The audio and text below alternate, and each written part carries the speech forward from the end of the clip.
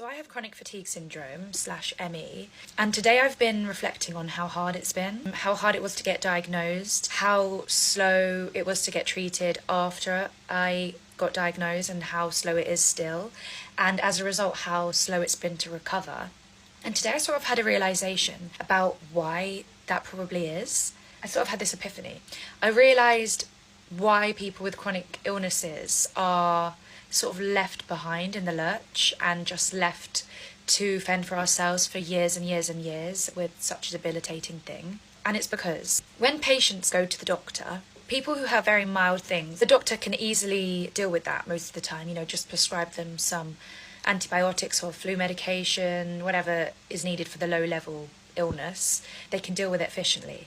And then on the other end of the spectrum, when people go in with something really, really dangerous and fatal, obviously the doctors are going to deal with that efficiently too, because it's it's fatal, they're going to die. Whereas people like me with chronic illnesses, we're somewhere in the middle, in the sense that what we're suffering from is extremely serious, it's debilitating, it completely gets in the way of our lives, stop us from working, can stop us from even being able to stand up in the daytime, etc, etc. It's really, really serious, but it gets deprioritized because it's not fatal. So while doctors are able to deal with low-level illnesses and extreme ailments or whatever efficiently, because the first one is easy to deal with and the second one is priority, people with chronic illnesses, or at least people with my illness, it's not easy to solve, but we're not going to die.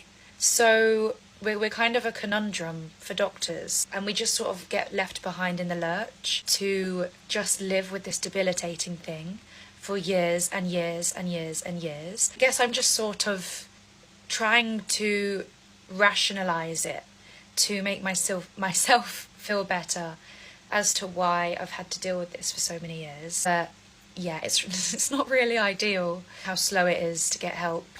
There's sometimes years in between appointments and treatments, and I just think it's important to acknowledge that as well, because people with chronic illnesses are so patient and so strong to have to be dealing with this debilitating thing essentially alone with not much medical support, despite the fact that what they're going through is really serious. It is quite isolating and depressing. So if you know someone in your personal life who does have a chronic illness, maybe send them a nice supportive text today or give them a lovely hug, because they deserve it and they need it. And as understandable, I guess, it is that they may not be getting all the medical support they need, they can never get too much emotional support from friends and family.